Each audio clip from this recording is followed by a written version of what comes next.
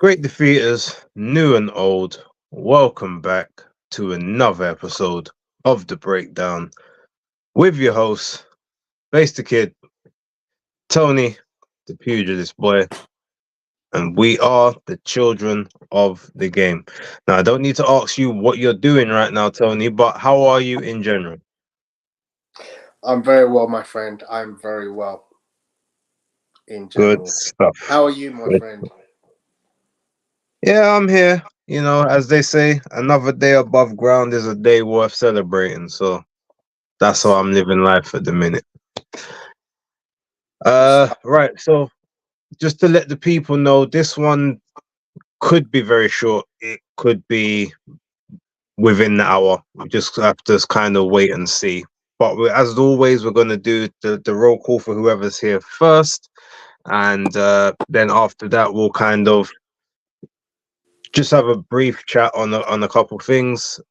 We will wait for our guest to arrive, who should be within sort of the next 20 minutes or so. So that should give us a lot of time to talk about controversies over the weekend, any other subjects, and then we'll kind of just go through some other bits of the weekend's action. So, first in the building is Untraceable. You're right, you are number one according to our list. Big up to you. Philip Answer, as always, big up to you, young man. Dan the man, SC15, hardest working guy on Twittex, as always in the building. Shout out to you. And Jonah, 31, resident member of the channel. Thank you very much for being in attendance. Um, so for anyone watching who's new and maybe just isn't necessarily like typing, you will see you're going to frequently see Tony be looking up. That's because he's watching the Arsenal game right about now, and to be honest, I can understand because his team ain't doing too well. So he's probably not going to be in the greatest of spirits. That being said, what I want to do is, since they've just kicked off in the second half, I'm going to let you start it off with Hitchins and Lemos. So you can say your bit, I'll do my spiel, and then you can get back to the game in that period of time. So give us your thoughts. Okay, Richardson Hitchins. One of those fighters that we've been talking about for a long time. He's one of Eddie Hearn's stable of fighters that he's signed up in the US, and he's obviously been groomed for world title status, and he's doing quite well. He's showed himself quite well. He's got a record coming into this fight of 17-0. This is actually a IBF super lightweight title eliminator. Got a little bit of footage to accompany. Let's go find that. There we go. So he's fighting Gustavo Lemos, who is 29-0. Gustavo is from Argentina, from Tres Arroyas. There's not many names on his record that I recognize when I looked at his record prior to fighting Richardson Hitchins. I'm guessing that most of his fights are in his homeland of Argentina. So when this fight took place, it was very much let's see how Richardson would be able to deal with this particular fighter who's got a very impressive record, as I said. And it was no easy ride, as you can see. Richardson, good boxing technique, use of good jab, good distance control, all the things that I generally try to look for when I'm looking at a fighter. But that was no way, a case of a masterclass by Richardson. It was no way a one-sided fight, and in fact, Lemos was very successful in certain rounds. He kept pressure on at all times against Hitchins. Didn't give him time, as you could see there in that last little clip. He got off with his own flurries and was able to give Hitchins, the work, as they say.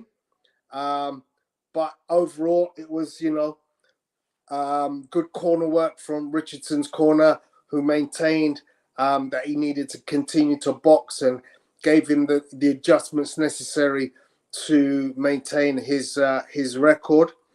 By way of scoring this bout, let's see. So I had Gustavo Lemos started the fight very well. He won the first 3 rounds. And then into the fight came Richardson Hitchins in the 4th round. Now, it looks like when I look at the scorecards, which were two cards of 115, 113, and 1 card of 117, 111, that each of the judges had lots of different rounds scored to different fighters. So in that, they didn't all see the same rounds. There's only the 5th round, the 2nd round, the 3rd round, everybody scored that by way of Lemos. The 5th round, everyone scored that to Hitchins. The 6th round to Hitchins, 7th round to Hitchins. Then it goes a little bit, the 8th round, everyone scored to Lemos. The 9th round went to Hitchins. The 10th round went to Hitchins. The 11th round was split, and the 12th round was Hitchins. But I could see that there were certain rounds that could have been swing rounds. And as such, with a very close decision where judges are seeing it from different angles, this was a fight that I thought Hitchins won it. But because I got swing rounds in there as well, I certainly thought this was a fight that you could see as a potential draw, or even, as some people have said online, that they thought Hitchins had lost it. So there is controversy around this one. Overall, a very good fight. What's your thoughts, Base? All right, before I get into my thoughts, shout out to Cuz D'Amato and to Yasmin. Shout out to you as well, Yasmin Malik. Right, so I was actually surprised that you had it scored to Hitchins, because I thought you may have it the other way. Me personally, I also had it scored to Hitchins. I was literally just watching the fight back, making sure that my scorecard was the same as it was the first time around. So before I get into any technicals, I want to give my scorecard. So I had it 115, 113 to Hitchins. Potentially, I could have even had it 116, 112. Now, the way I had it scored, the first round I gave to Hitchins. Second round to Lemos. The first time watching, I actually gave the 3rd round to Hitchins as well, but this time I gave it to Lemos, even though I know that what's his name, Chris Mannix, had it to Hitchins on his scorecard. But 4th round Hitchins, 5th round Hitchins, 6th round, 7th round Hitchins, 8th round big round to Lemos, 9th round to Hitchins. The 10th round, I did score it to Hitchins, but it was very close. I thought that was a swing that could have been an either or. The 11th round to Lemos, and then I even scored the 12th round to Lemos as well, just because he still pressed the action, and Hitchins was more retreating. But I could understand maybe if someone gave it to him because he didn't get hit a huge amount in the 12th. But that's how I had it scored. So yeah, I don't have any. There's no controversy in terms of who won the fight. But I do think the big controversy ultimately comes because of the fact that there was that big 117, 111 scorecard. And I've watched it. This is the 3rd time I've watched it, but this is the 2nd time I've watched it like intently with the idea of scoring it. Luckily on Saturday night, so technically it was Sunday morning, because I was watching WrestleMania instead. So I watched it straight after. And I didn't even know the scorecard. So I didn't find out the result until I got to the 8th round, and then I went on Twitter for something, and then I just saw him responding to someone saying, yeah, I know I won that fight. Numbers don't lie. So instantly my scorecard was kind of, all right, so I already know who's winning. But at that point, I still had the same card, the same rounds. And yeah, there's when you look at Lemos, there's 4 rounds that he did. To me, you could say that he did win clearly, and those 4 rounds is the 2nd, the 8th, the 11th, and the 12th. Now, if you want to say maybe he didn't win the 12th, clearly, okay, so you've got the 2nd, you've got the 8th, and then you've got the 11th. There's a huge argument that he won the 3rd because I gave it to him, and most of the judges gave it to him. The only one who didn't was Chris Mannix. But again, the first time I watched it, I did kind of give it to Hitchins, so I can kind of see how maybe that comes across. But yeah, he won at least four rounds to me convincingly. But if we look at, I guess, rounds that you say are dead certs, all right, there's only 3. So then you have to look on the other side. Okay, well then, what were the dead certs for Hitchins? And then you say the 4th, you say the 5th, the 6th, and then you say the 9th. Outside of that, any others could possibly be interpretation, although I think consensusly most people had those rounds to Hitchins. So it's one of them ones where, yes, it was a very close fight. If either person won the fight, whether it was 115, 113, maybe even 116, 112, it would be hard to argue because there were several rounds you could say to yourself, all right, I kind of get where you've seen that. It makes a bit of sense. I don't agree, but I'm not going to argue because it's not like a blatant mistake or a blatant error. But yeah, just when we're looking at the 117, 111, it's funny because now I'm thinking about it. Because there's only 3 rounds that I can say are 100% Lemos in the fight, it then makes sense. Okay, if you give all of those other close rounds to Hitchins, then yeah, you can kind of get to that scorecard. Now I'm thinking about it, but it just feels weird that someone can only give him those 3 rounds. So that's kind of my thoughts on it. But in terms of the way the fight started, I thought the first round was a good round for Hitchins. Obviously, there was a lot of pressure. He had a lot of pressure applied on him, but he had good movement. He wasn't even holding that much in the first round, but he was using that jab, as you can see there in that, and that jab that was definitely like a power jab. It wasn't a range finder. He was putting mustard on that jab, and every time he was throwing that jab down to the body, it was literally folding Lemos in half. And it's funny because I've said on numerous videos that I've done that Argentinians are very hard-headed, but they always seem to have soft bodies. Like, obviously nobody likes it to the body, but anytime you hit an Argentinian fighter to the body, they always seem to wince over and double up. And I just noticed that as a general trait from most of the fights that I've seen. So it wasn't any surprise to me that when Hitchins was hitting him with that stab jab to the body, that he was visibly looking unsettled by it throughout the entire fight. And then, while I'm never a person that necessarily looks at CompuBox numbers, this one is kind of interesting because Lemos threw over 100 punches more than Hitchins, but Hitchins landed about 13 punches more throughout the fight. So clearly the more accurate. Yes, he outlanded on jabs by about nearly 4-1, I believe. And then Lemos landed power shots about 2-1 roughly. But then it's a bit of that's one of those ones where it's hard to kind of judge how you look at it because his Hitchins jabs, the majority of them, 85% of them were power jabs. So it's like it's a bit unfair to not score them as power punches because they were doing damage like they were power punches. But yeah, overall, it was one of those ones. To me, the right person won the fight. I can understand for people that don't score fights round by round, I can understand how you feel aggrieved that Lemos didn't get it, but he had the momentum in the fight. He kind of he controlled the story of the fight, but Hitchins just controlled the fight in bursts. Like he basically just did enough every round to eke out, and then he had a couple of strong rounds. The 9th round was his strongest, where it looked like Lemos was going to actually go at that point. Those body shots were really hurting him. He started to wince. He started to fade backwards. So yeah, I felt at that point he was maybe like getting that second wind. He was going to get rid of him. But credit to Lemos, he came back in the 10th.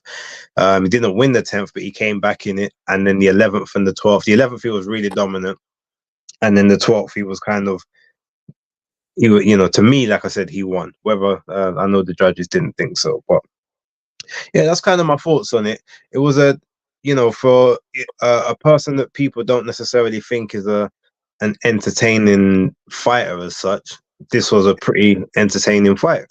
But it just shows you that ultimately, if you want to have like a fan friendly type fight with Richardson Hitchins, you have to put him in the ring against pressure fighters, which are obviously always going to be his Achilles heel, because being a pure boxer, that's what their normal Achilles heel is, someone that just doesn't give them a chance to create space and separation.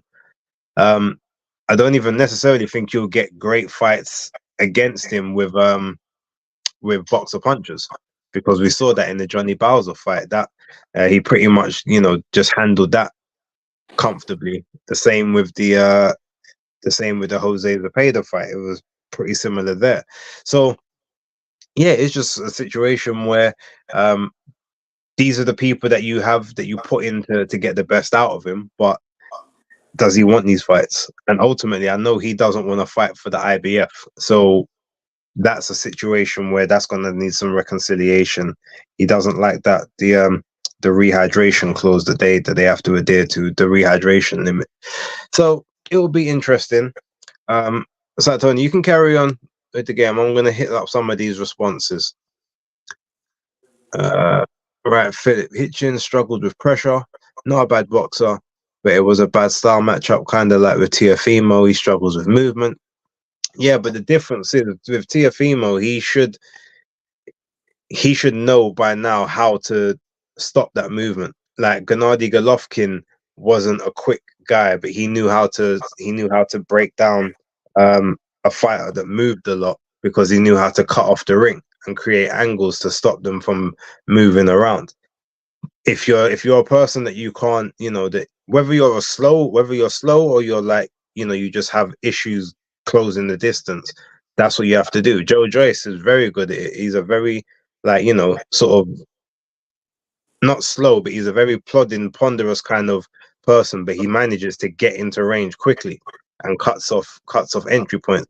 Zhang kind of does the same thing. Like, he knows how to almost stop you from getting away and knowing to stay close enough to you that he can launch those attacks. So Teofimo just needs to basically learn that. Alexander the Great, I see you in here. I know Tony messaged you in the chat. Shout out to you. Thank you for joining. Dio Bernoulli, Lemos bullied him the first 3 rounds. Hitchins should have had a point deduction for holding too. I mean, I don't disagree with that. There was some excessive holding. Some of the clinching was some really good clinch work, and there was some holding where he was clinching and turning him, and then trying to push off. But there were some blatant times when he was jumping in for the clinch. The referee warned him a couple of times, but he didn't take anything off of him. Should he have? Maybe. But I won't argue with your comment, Dio Bernoulli. Popeye, shout out to you. Philip saying, by the way, the first time I watched it, I had it 115, 112 Lemos. And the second time I watched it, I had it 114, 114. Not a robbery, just a close fight. Yeah, it was definitely, it was too close on either sides. The only reason people even called it a robbery was because of the 117, 111.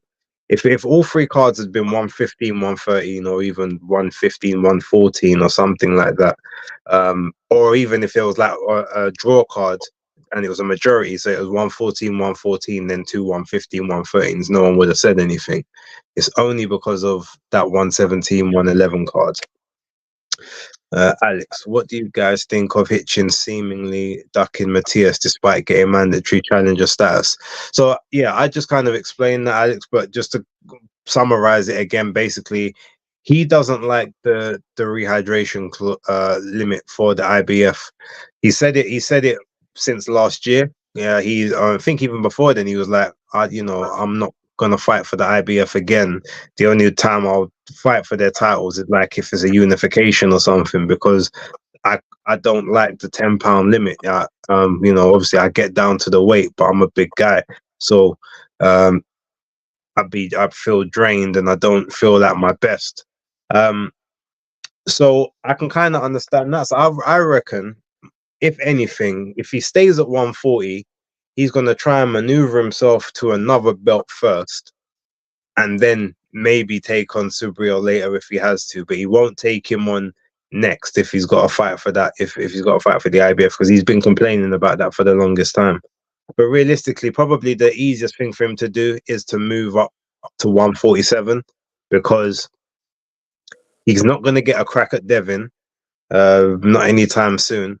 He won't get Teofimo because Bob Arum isn't going to let Teofimo come over to the zone, and he's not going to pay for him to go over there.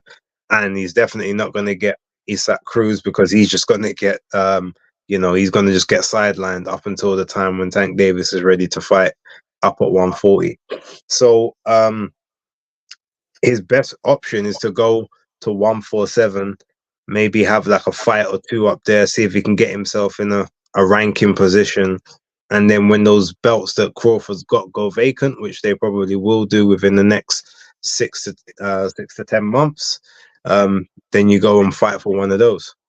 Or even possibly, maybe he wouldn't mind the rehydration clause if he had the extra £7 to play with at 147. So maybe you look at you might look at Jaron Ennis. But yeah, I'm not sure. Personally, I think that he's probably going to try and go for a different sanctioning body where he doesn't have to adhere to that limit moving forward. It's kind of my thoughts on it. Jonah, Hitchins versus Dalton Smith. I mean, because you've got the narrative of who did it better against Jose Zepeda, but Dalton Smith is also someone that doesn't do well with movement. He's not bad, but I feel like Hitchins is quicker than him. Probably doesn't hit as hard, but hits cleaner. And I reckon that would be stylistically, that would suit him more than I think it will suit Dalton, personally. But if they made the fight, I'd definitely watch it. It's a good fight. Alex, cool. Thanks, Base. Do you think Hitchins is gonna go for Tio next since he's shot? Oh yeah, there you go. Yeah. I wish he could. I wish that Bob Arum doesn't loan out his fighters unless he knows that they're guaranteed to win the fight. So yeah, that might be a bit too much of a risk. Tyler MF Durden, shout outs to you. Thank you very much for being in the building. And Bigsy Biggs. So I'm late, just finished work. We'll have to catch the replay. No worries, man. You haven't really missed much, so feel free to jump in if you want to stick around, if you're still there. Dion Bernoulli, Spencer is kind of shameless, crying about his eye. Oh, Spence, crying about his eye, then campaigning for the Fundora fight. Yeah, I'm gonna leave that one there. Right, Tony, how many of the fights on that card did you watch? So I've got Nicholson, Hitchins, Pacheco, and Galal Yafai. Right, let's talk about the Nicholson one for the time being. Go through that.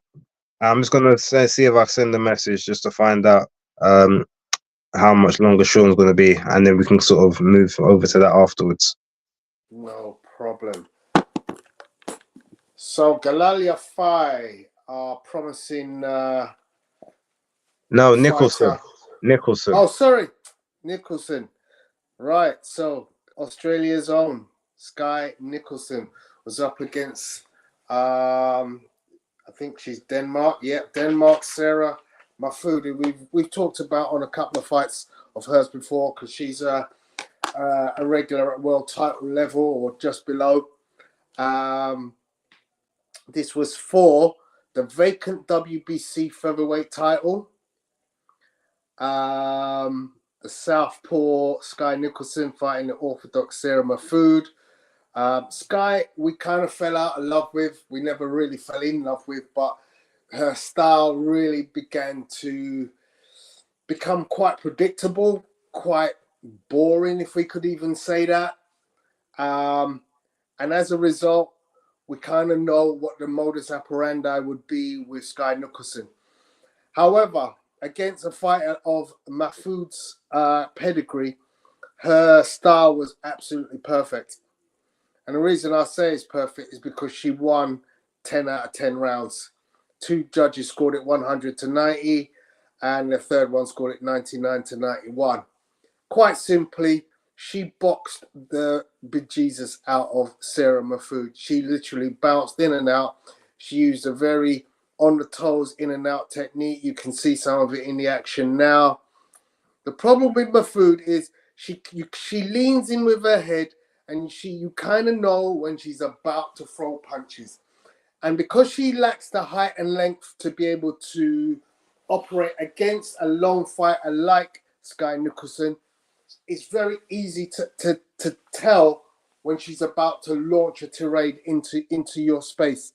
And therefore, Sky was very happy to just dance her way around. As you can see, she's doing her dancing thing now. She's all around. And yeah, that good old amateur style, the dancing got a little bit ridiculous in the 10th round, as you see there. But essentially, Sky, very comfortable in this fight, was able to judge distance amazingly easily.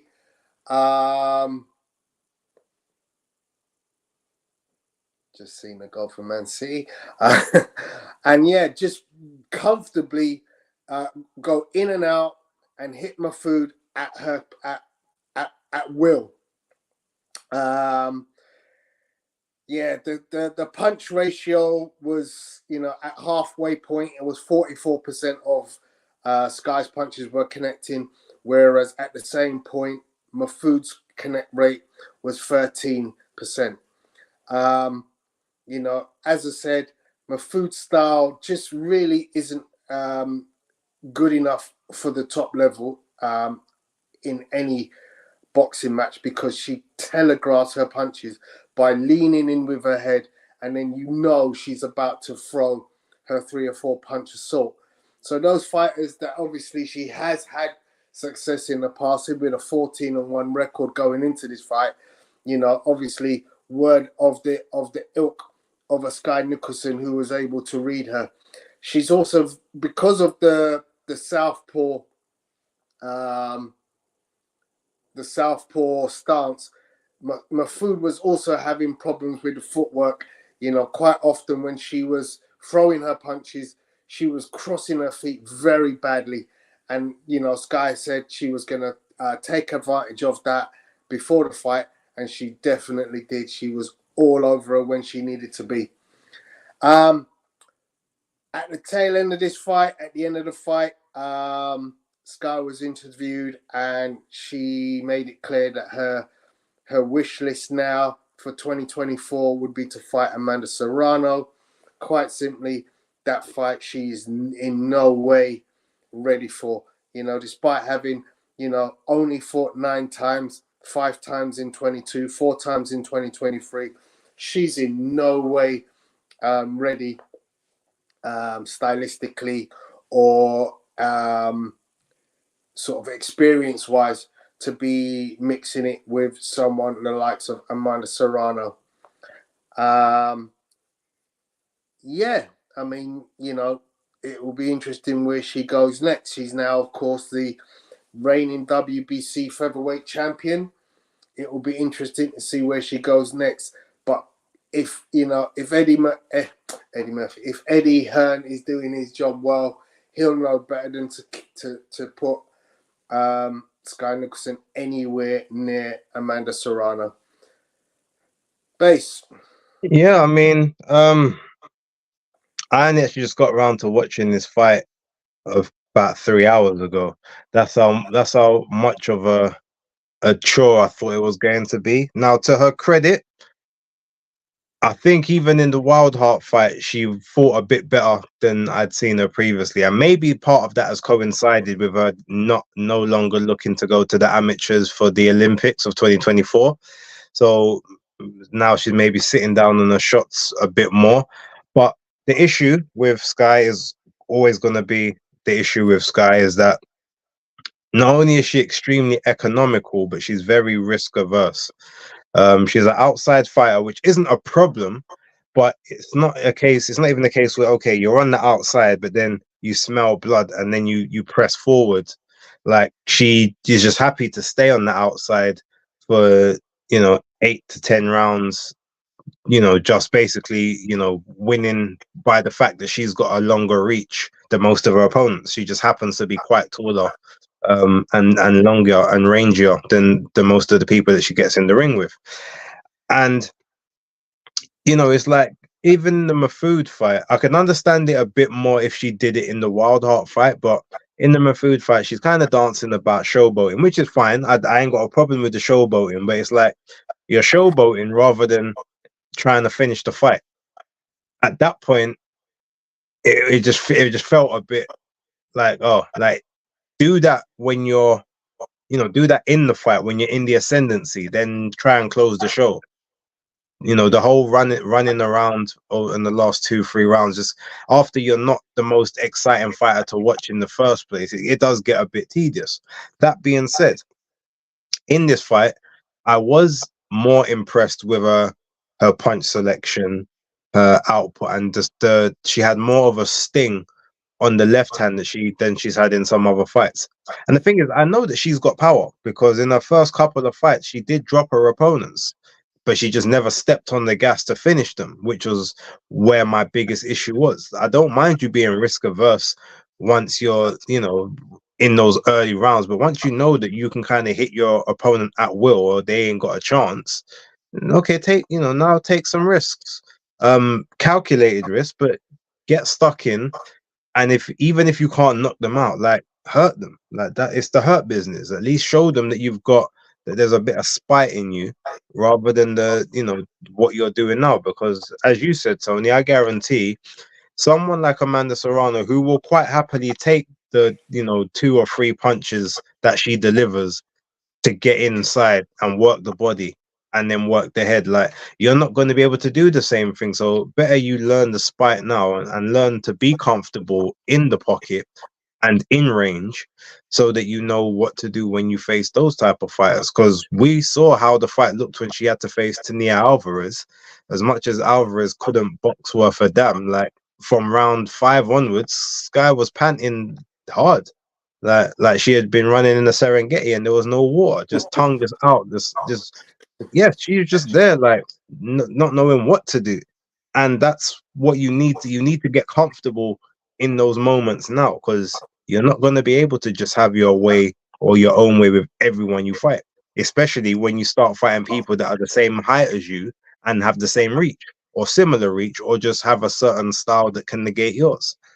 So yeah, when it comes to a Raven Chapman or a Karis Artinstall, and those are the people that you're going to be fighting, yeah, you're going to have to get comfortable on the inside, because they're not letting you do all the outside boxing and just plodding towards you. So yeah, that's kind of my thoughts on that one. Like I said, it was an improved performance from her previous one, so I will give her that. But yeah, it just wasn't the performance it needed to be. It didn't. Maybe no. It could have been better. If she had done a bit more in the last 3 rounds, I would have said, "All right, I'm invested again, like I was in the first few fights." But yeah, that's kind of what we'll go with that. Real quick, I'll touch on the Mark Castro fight against, what was the guy's name? Montoya. I think it's Carlos Montoya. That fight was actually, I saw that fight earlier on as well. Very surprised how good that fight was. Montoya never been stopped, never been knocked out, lost 5 times to top quality opposition. Very good body work, but all of his punches were very wide. So Castro managed to see a lot of them coming, but he did his best work when Castro was firing, because he's got a good chin and he was quite happy to kind of get hit. And then in between those punches, that's when he was throwing his punches back, and you could see that they did kind of disrupt Castro, especially in those first few rounds. But yeah, if you didn't see that fight over the weekend, it was the opener of the show. Very good fight. I enjoyed it. That fight felt like it needed a finish. If that fight had a finish, I would have said, yeah, fight of the night, a conclusive finish. But it was still a very good fight. Actually, I'll probably still give it fight of the night. No, I can't. No, I can. That's fight of the night. Second fight has to be will be Galal. We'll talk about the Galal Yafai fight in a little bit. But yeah, just any quick thoughts on that one, Tony? Nope. Okay, so moving on swiftly over to Galal Yafai versus Austin Gusto. I think his name is Gusto. Galto. That's it, Austin Galto. That fight was a very fun fight to watch. Stopped. It was 8th round TKO. So referee jumped in the 8th round. One thing I'll say, I like Yafai's offense. He's very got a very good offense, and I do think that he's very talented. But one thing that constantly is annoying me about him at this moment is his constant pushing. That he gets warned about, but crazy. Yeah, he gets warned about the pushing and everything from the refs, but they never seem to like take points off or anything like that. It's very frustrating because if you see in every single round he pushes his opponent, and obviously because he's southpaw, sometimes his foot will be next to them, so he'll push them, they'll be off balance, he hits them, and sometimes they've gone down in those moments, and it's like, if that's the case, it shouldn't necessarily be counted. It feels a bit outside the regular rules, but his actual punch output we give him is he's got a good punch variety, good punch output. His offense is definitely his defense, but his defense does need to tighten up, because when he goes to the higher levels, getting hit the way he's getting hit, especially he got hit against Galto in this fight, you saw quite visibly in the first round he got hurt. In the 6th round, I think it was, he got badly hurt, and in the 7th round, he also took a pretty bad shot and got hurt. So, we're not going to say it majorly, but he wobbled. The feet wobbled. He was a bit all over the place. So you just have to say he needs to start tightening up on that defense, because if he doesn't, when he steps up that level, it's not gonna end the greatest for him. That's kind of the way that I'm seeing it at this point in time. I'm gonna leave Tony to watch the game, seeing as Arsenal are drawing at the minute. Let me get to some of these comments. Jam Down 187, big ups to you. Late to the dance, but I'm here to shake a leg. Put some respect on Base and Tony's name. Hit the like button, yes, please. If you haven't done so, please do so. Alex.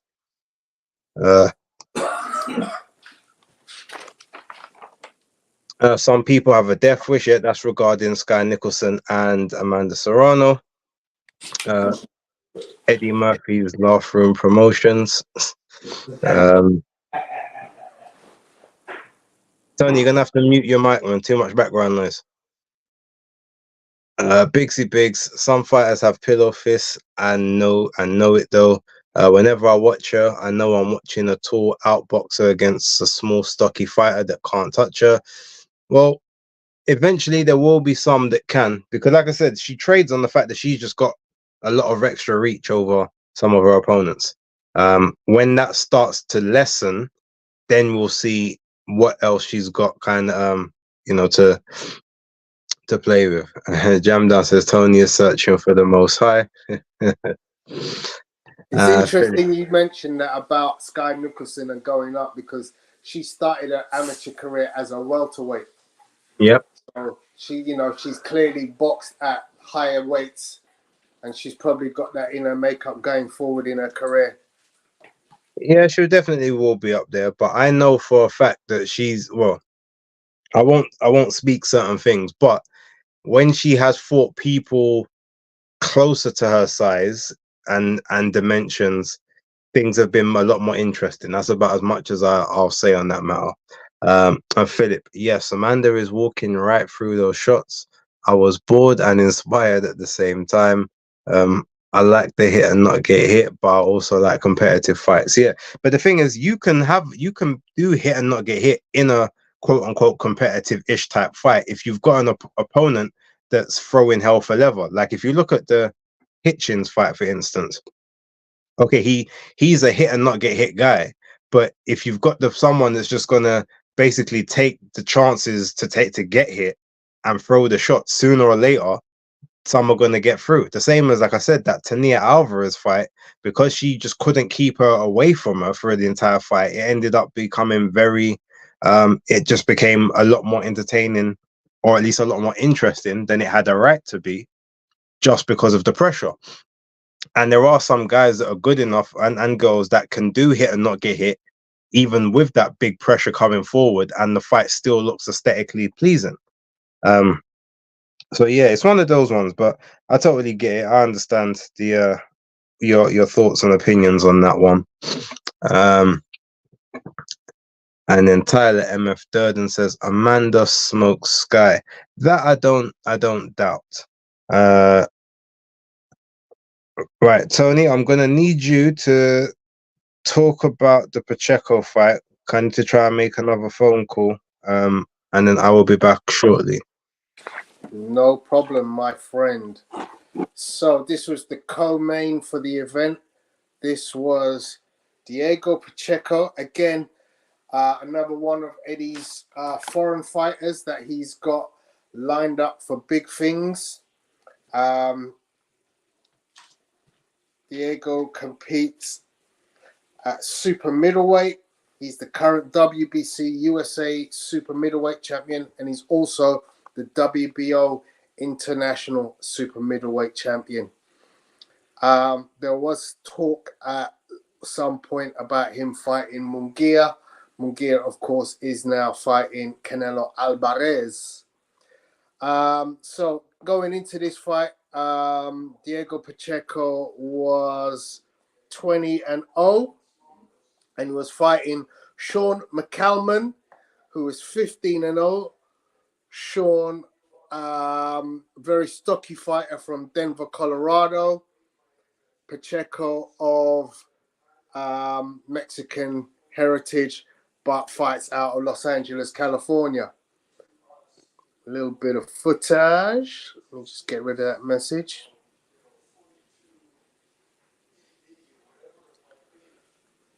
So again, this was a very good card overall because it had a good mixture of fights. The taller, more rangy fighter in Pacheco was fighting against the more stocky, slightly shorter McCalman. But it made for a good fight in terms of the mix of styles. As you can see there, their records. But Pacheco was in the main using his length and reach to try and keep McCalman off of himself, using his jab. And in the early rounds, that's exactly what he tended to do. This was a 10-rounder, by the way. And yeah, in the early rounds, the first round, McCalman came out. He was on smoke. He wanted to lay onto Pacheco, but then Pacheco, he's kind of got his range and started to get his combinations going, and then start to dominate the fight from about round 4 onwards. Very good back and forth throughout the fight, but essentially from round 4 all the way through to the end, Pacheco just showed he's a slight level above McCalman. McCalman, although he lost the fight, he's a fighter that you could see could cause a lot of sort of fighters in the range of the top 10 to 20 any amount of trouble. The scores on this fight ended up being 98-92 from one judge, 97-93 from a second, and 96-94. The 96-94 is a close decision on for Pacheco. I don't think the fight was anywhere that close overall. I think when you look at the scoring, I don't know how they scored each round, but I would have said sort of more along the 97-93, even potentially 98-92. When Base is back, I'm sure he'll give us his scorecard. But as I said, this was a fight. Definitely an entertaining fight. A lot of good action. I'll put the little bit of action that I got again on screen for yourself and talk it through with you, so you can see the kind of action that was involved in this fight.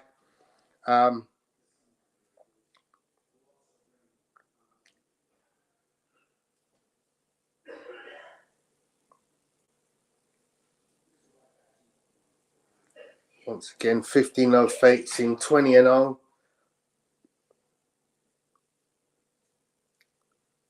This is some inside fighting from the early rounds.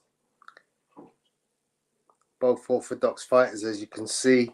Pacheco trying the double jab on the right. Then, obviously, when the fight gets close on the inside, there you see McCalman starting to get to work on the body punches and trying to make it a close fight by using inside tactics.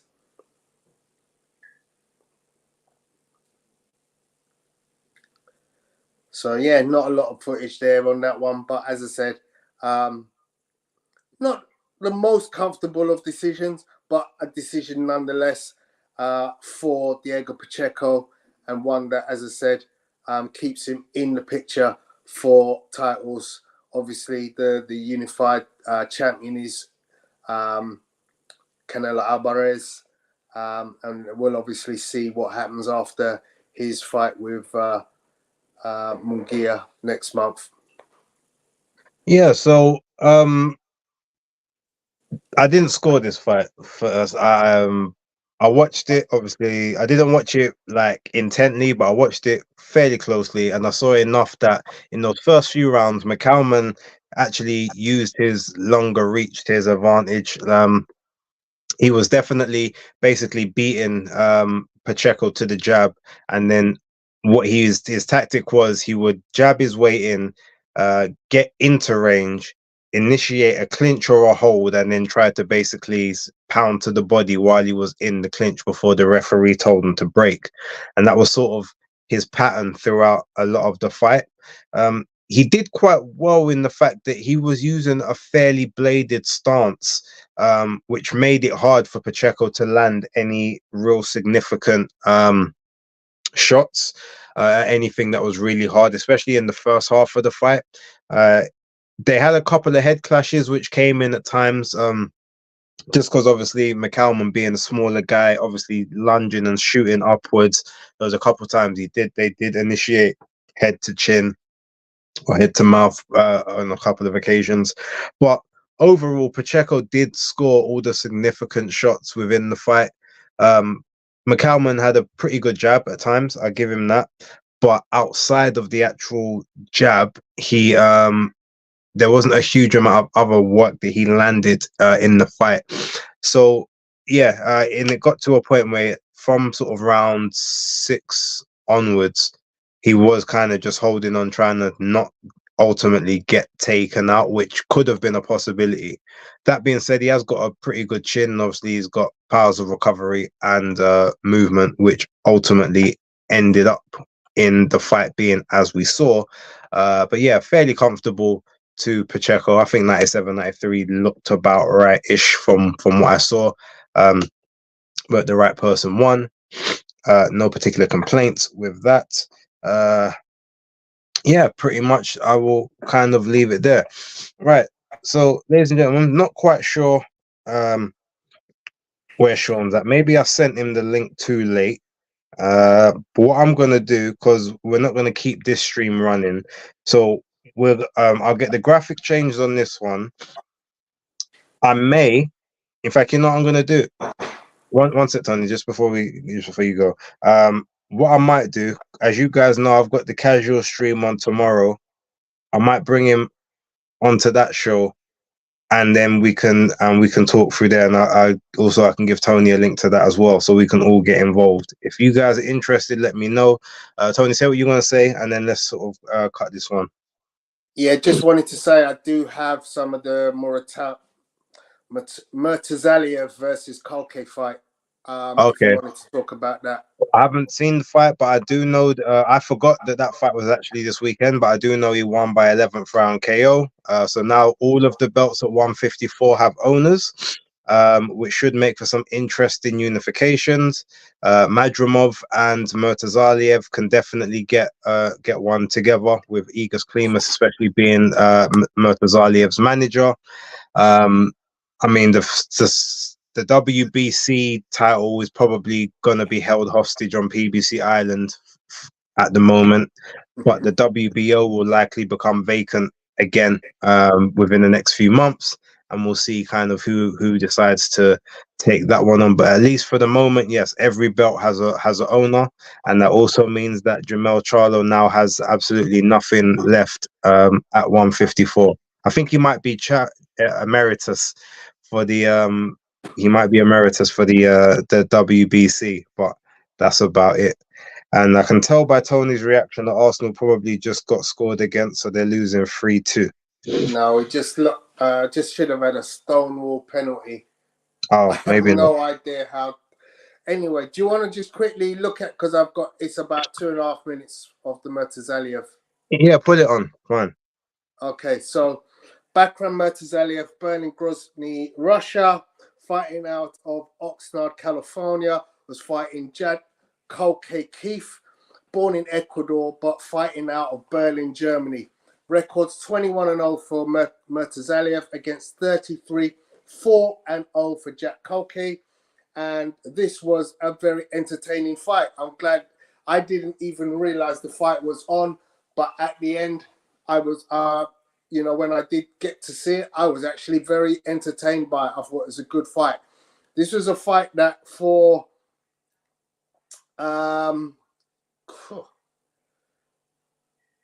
the starting of the fight, rounds one and two, were definitely touchy, feely. Let's see how it goes. But at the same time, both fighters were shooting their shot when they got the opportunity.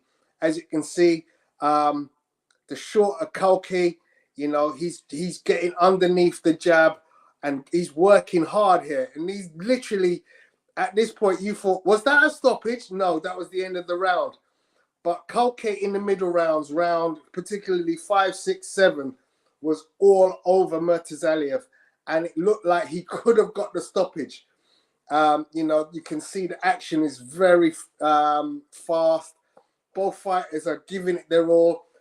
Defenses are not great, so it makes for great entertainment. They're both taking punches. But literally round 8 and 9, it looked like Culcay just ran out of juice. And then by round 11, he just couldn't even keep his hands up. As you can see there, the punches have lost the intensity. And he just, he cannot stop the punches coming in now, And Murtazaliev, he regains a little bit of the power that he seemed to have lacked in the previous rounds. And now he's just teeing off. And that's the end of the fight. That's all she wrote. The drop-off for Culcay was amazing.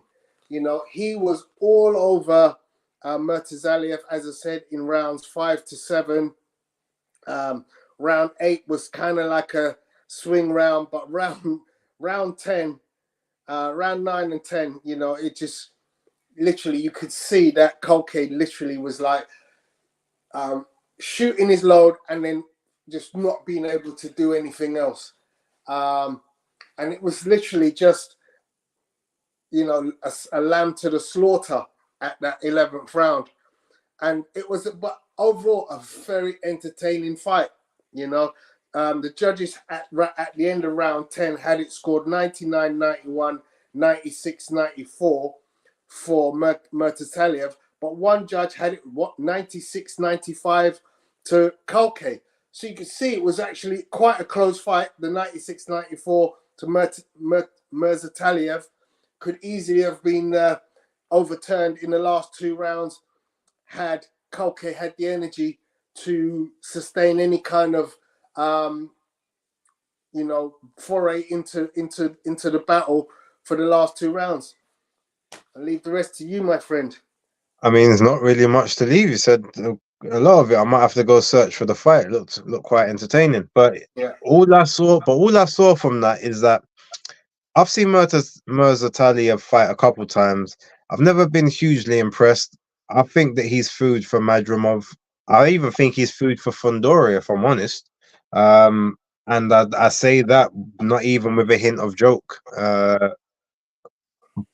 Because the defense is very leaky, and if someone like Jack Culcay, who's not, he's no great shakes. He's got heart. He's obviously won his fair few fights, but not of any huge level, especially not recently. And you're putting that much of a beating on you, like a Tim Tszyu, a Sebastian Fundora, Terence Crawford, even Errol Spence. I don't think you see the final bell against any of those guys, or if you do, your face is going to look worse than it looked at the end of that fight. So yeah, it's but congrats for winning the belt, because at least now he got the belt, and if he parlays that into maybe a deal over, like I said, PBC, maybe if he can get even a like a Matchroom or a Golden Boy deal, it would probably make more sense to sign with Matchroom, because they've got a champion that they will allow to do unifications, plus they got the Saudi connection, so you can kind of maybe parlay that into a unification out there or something. But yeah, it's pretty much how it looks. So good to him. Congratulations. And with that being, let's just take a look. Philip Murtazaliev looks a bit like Artur Beterbiev. Tyler MF2, damn, he looked finished. And Cos D'Amato, as fights go, that was all right fight. Okay, so probably hopefully he's seen that fight. And Alex said, have a good day. Yes, blessings to you as well. Right, Tony, tell them where the people can find you at. So, ladies and gentlemen, you can find me on Twitter, X, and YouTube as Pugilistboy. On Instagram, which is where most of my content takes place, as Pugilistic Boy. And as for myself, BaseDaKID, the Hardcore Casual, as you guys know, casual stream will be tomorrow, 8 o'clock. So I'll see if we can do a reschedule there. If not, possibly we'll try and set something up for before next week. There's a reason for that, but I'll tell you guys about that on my stream. Yeah. Then Twitex, we've got B_A_S_E, or just type in BaseDaKID, and I do think I'm the first one that shows up. Instagram and Threads, BaseDaKID. Eventually, I'm probably going to have to do the TikTok thing and get one of those and do more reels and all that sort of stuff. But yeah, that's all of my socials there. If you're not subscribed to my channel, jump over there now and get subscribing for content, which is normally always Wednesday to Sunday. So yeah, with that being said, yeah, I'm gonna get the graphic change for this, and we will get to the chat later. So apologies for anyone who did come for that chat. I was looking forward to it, but we just rescheduled it. But until then, I hope you've enjoyed the show. We know it wasn't a lot going on last week, but salute to you. Have a great night. So peace.